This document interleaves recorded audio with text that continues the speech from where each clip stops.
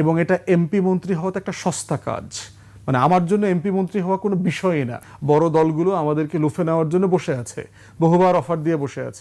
আমার তো বাংলাদেশের এলিট জীবনযাপন করবার সুযোগ আছে। তাহলে আমি যা করতেছি কিন্তু প্রচণ্ড ঝুঁকিপূর্ণ কাজ। আমাকে হত্যা করবার আলোচনা পর্যন্ত হয় বিভিন্ন জায়গায়, এখনো হচ্ছে। তো 16 তারিখে উনি আত্মসমর্পণটা করলে ঐতিহাসিক দিন হয়ে যাবে। ধন্যবাদ। দেখেন, রাজনীতি আমার কাছে পিওরলি এমপি মন্ত্রী হওয়ার জায়গা না।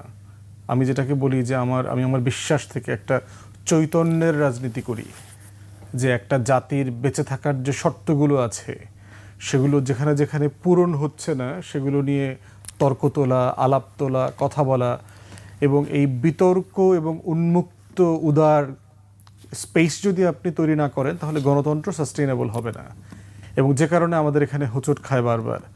আপনি দেখবেন যে আপনি যেহেতু লম্বা সময় সাংবাদিকতায় আছেন, আপনি প্রচুর প্রেস কনফারেন্স কভার করেছেন, আপনি দেখবেন না যে পৃথিবীর অন্য দেশগুলোর মতো আমাদের প্রধানমন্ত্রীকে কেউ কোনো টাফ কোশ্চেন করে।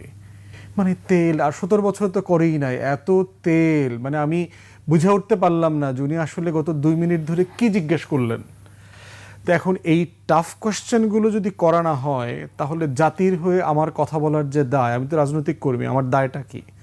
আমার দায় হচ্ছে যার ভয়েস নাই, যেই কৃষক ভাইটা কথা বলতে পারছেন না সরকারের কাছে, যেই শ্রমিক ভাইটা কথা বলতে পারছেন না। গতকালকে আমি সৈয়দপুর এয়ারপোর্টে আপনার অজু করতেছি, সেখানে ক্লিনার ভাই এসে বললেন যে আমরা হইলাম এজেন্সি স্টাফ, যাদেরকে কোনো চুক্তি নাই, যাদের বেতনের কোনো ঠিক ঠিকানা নাই, আউটসোর্সিং, পার্মানেন্ট করা হচ্ছে না, কোনো বোনাস নাই। তারপরে হচ্ছে জানেন, দালালরা একটা অংশ খেয়ে ফেলছে, এজেন্সি খেয়ে ফেলতেছে। তুমি আমাকে খুব হাত জোর করে বলছে যে স্যার আমার কথা একটু বলিয়েন আপনি। এখন এটাই তো আমার কাজ, আমার রাজনৈতিক কর্মী হিসাবে, যে আমি এই ক্লিনারের হয়ে কথা বলবো, সরকারের সাথে আমি তার দায় তুলে ধরবো, সরকারকে চ্যালেঞ্জ করব।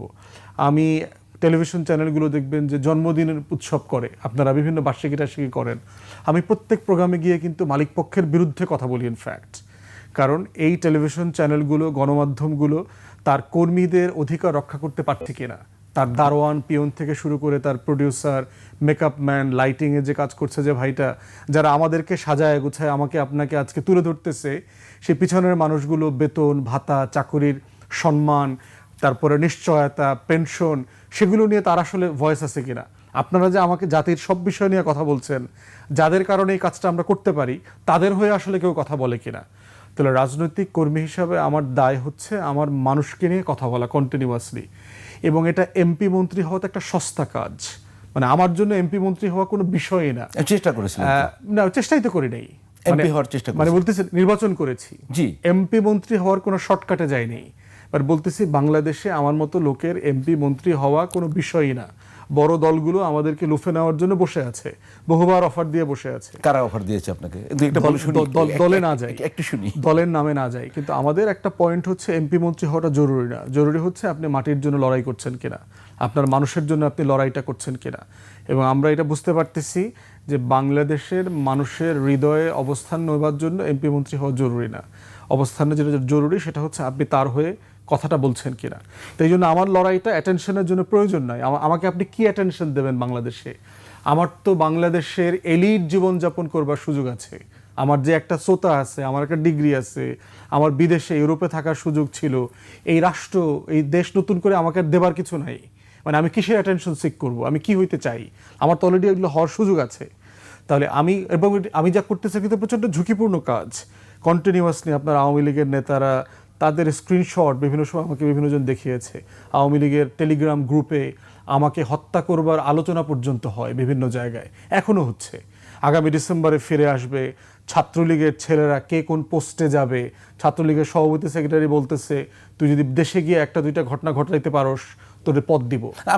আমরা তাহলে রয়টার্সের খবরটা একটু দেখি না, যে যেহেতু চলেই এসছে। এটা তো বলছে যে রয়টার্স, যে নেতাদের সহ শেখ হাসিনা বাংলাদেশে ফিরে এসে আত্মসমর্পণ করবেন দিল্লি থেকে। তো এটা তো খুবই সুখের খবর, এবং ডিসেম্বর মাসটা তো আত্মসমর্পণের জন্য ঐতিহাসিক সময়। উনি 16 ডিসেম্বর আসলে বেশি ভালো হবে। তাহলে যেটা হবে, আমাদের স্বদেশ প্রত্যাবর্তন দিবস নামে আর একটা দিবস এই জাতিকে আর পালন করতে হবে না, আমরা একসাথে বিজয় দিবস পালন করব আর কি। আপনি তো আবার বিজয় দিবস পছন্দ করেন না, না এটা তো বিষয় আছে একটা। সেইটা পছন্দ করি না তা না, বিজয় দিবস আসলে কোন তারিখে হওয়া উচিত ছিল সেটা নিয়ে আমি তর্কটা তুলেছি, ওইখানে আসতেছি। এবং আমাদের আত্মসমর্পণটা তো সোহরাওয়ার্দী উদ্যানে হয়েছে, আমাদের আইসিটি ট্রাইব্যুনালটা কিন্তু খুব বেশি দূরে না। প্রয়োজনে সেদিন শত শত শহীদ পরিবার, আহত পরিবার সবাই যাবেন। শেখ হাসিনা যদি ফিরে আসেন, তাকে ফুলের মালা দেবেন, তাকে যেভাবে রেড কার্পেট দিয়ে সম্বর্ধনা দেওয়া দরকার, একদম মানে কাশিমপুর, কেরানীগঞ্জ পর্যন্ত, যেখানে যেখানে 16 ডিসেম্বরে 16 ডিসেম্বর, যেহেতু উনি ডিসেম্বরে আসবেন বলছেন সবাইকে নিয়ে, তো 16 তারিখে উনি আত্মসমর্পণটা করলে ঐতিহাসিক দিন হয়ে যাবে। কারণ এখানে আমরা যাদেরকে যুদ্ধে হারিয়েছিলাম, করলে ভালো হয় আপনার ওই যে বিবেচনায়? সোহরাওয়ার্দী উদ্যানেই তো আছে আইসিটি ওখানে বড় সমাবেশ করে ঈদগাহ ময়দানে, প্রয়োজন ঈদগাহ ময়দান তো ঈদের নামাজ ছাড়া ব্যবহার করা যায় না, ওখানে বড় সমাবেশ করবে। কাদের কাছে করবেন আত্মসমর্পণ? রাষ্ট্রের কাছে করবে, আইসিটির কাছে করবে আত্মসমর্পণ। ওয়ারেন্ট ইস্যু করেছে কে? রাষ্ট্রের পক্ষ থেকে তো আইসিটি ওয়ারেন্ট ইস্যু করেছে। অতএব যারা ওয়ারেন্ট ইস্যু করেছে আত্মসমর্পণ তো তাদের কাছেই করতে হবে। এবং তিনি যে সীমান্তেই নামেন, তাকে তো হাত করা পরে প্রিজন ভ্যানে উঠানো হবে। এটা তো মানে ইনএভিটেবল রিয়ালিটি আর কি। তো উনি আসতে পারেন, উনি বাংলাদেশের নাগরিক, ওনার তো বাংলাদেশে আসার 1000টা রাইট আছে, অধিকার আছে, এবং তার পাসপোর্ট, ট্রাভেল ডকুমেন্ট যাই দরকার হয় রাষ্ট্রকে সেটা দিতে হবে।